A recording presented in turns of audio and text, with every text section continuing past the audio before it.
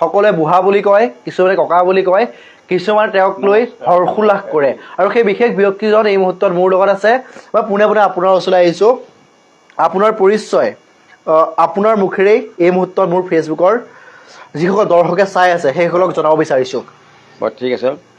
মোৰ নাম হ'ল মহিম বৰুৱা। মোৰ ঘৰ হ'ল লখিমপুৰ ডিষ্ট্ৰিক্টৰ ধলপুৰ চেণ্টাৰতে মোৰ ঘৰ। আৰু মই এটা সৰু সুৰা জব কৰি আছোঁ মেডিকেলৰে। এইখিনিতে ক'ব লাগিব যিগৰাকী মহিম বৰুৱাই টিকটকৰ জৰিয়তে জনপ্ৰিয় হৈছিল, যিগৰাকী মহিম বৰুৱাক আপোনালোকে সমালোচনা কৰে, সেইগৰাকী মহিম বৰুৱা কিন্তু চিকিৎসালয়ৰ এগৰাকী কৰ্মী। আৰু আপুনি যিহেতু চিকিৎসালয়ৰ এগৰাকী কৰ্মী, আপুনি কি কয় সেই কথা অকণমান জনাব লাগে আমাৰ মোৰ দৰ্শকসকলক। মই মেডিকেলত লেপচি বিভাগত কৰোঁ আৰু লেপচি বিভাগত মই কৰ্মৰত। আৰু 3 বছৰ আছে, 3 বছৰ পিছত ৰিটায়াৰ হ'ম। এতিয়া বুঢ়া হ'লোঁ। আগতেতো মই প্ৰায় অসমখনৰ প্ৰায় ইফালৰ পৰা সিফালে মোক ট্ৰেন্সফাৰ কৰি লৈ ফুৰিছিল, গৈ আছিলোঁ। এতিয়া বুঢ়া হোৱাৰ কাৰণে নিজৰ ওচৰতে চপাই দিলে। প্ৰায় 1 মিনিটমান সময় লাগে। 1 মিনিটমান সময়তে ধৰি লওক মই অফিচ পাওঁগৈ। আৰু কোৱাৰ্টাৰত থকা এই ঘৰত থকা একেটা কথাই। কোনখন মেডিকেলত কৰে আপুনি? মই এতিয়া বৰ্তমান ধলপুৰ গ্ৰাম্য চিকিৎসালয়তে কৰি আছোঁ। কিমান বছৰ ধৰি যিহেতু আপুনি এগৰাকী মেডিকেলৰ কৰ্মচাৰী, অৰ্থাৎ জৰুৰীকালীন বিভাগৰ এগৰাকী কৰ্মচাৰী, কিমান বছৰ ধৰি এই কাম কৰি আছে? মোৰ এতিয়া বৰ্তমান প্ৰায় 26-27 বছৰমান হৈছে ৰানিং কৰি থকা। আৰু 3 বছৰৰ পাছতে মই ৰিটায়াৰ হ'ম। যিহেতু 30 বছৰৰ চাকৰি আমাৰ কৰ্মকাল হয়, এই 30 বছৰ হ'লেই মোক অৱসৰ দিব। বহুতে সমালোচনা কৰে আপুনি এগৰাকী মেডিকেলৰ কৰ্মচাৰী হৈ কিন্তু ৰিলছ প্ৰস্তুত কৰে বা ৰিলছ বনায়, তাৰ ফলত কিন্তু আপুনি সমালোচনাৰ প্ৰাপ্ত হয়। বহুতে আপোনাক হাঁহে, এই বয়সত আপুনি ৰিলছ বনায় বুলি সমালোচনা কৰে। সেইসকলক কি প্ৰত্যাহ্বান জনাব আপুনি?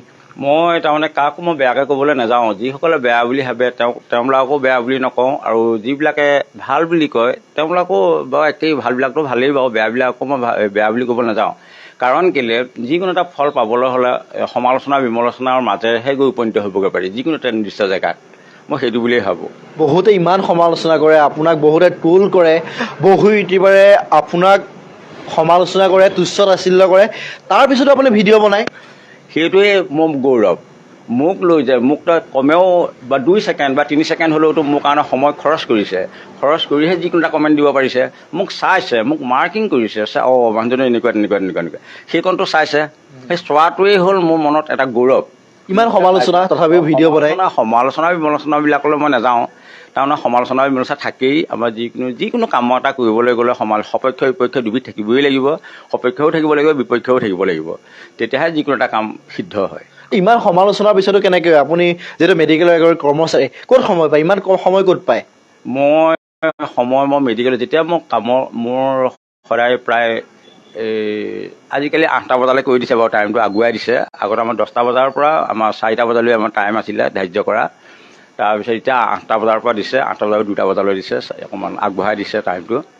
এই যিকণ সময় মৰ্ণিং ৱাক কৰোঁ, মৰ্ণিং ৱাক কৰি আহি মই সদায় 3টা, 3:30 বা 4টাৰ পৰা ইফালে মই শুই থাকিব নোৱাৰোঁ, উঠিবই লাগিব।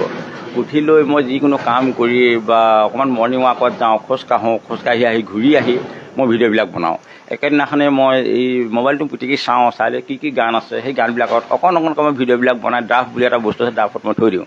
তাৰপিছত সেই ভিডিঅ'বিলাকক মই আপলোড দি থাকোঁ।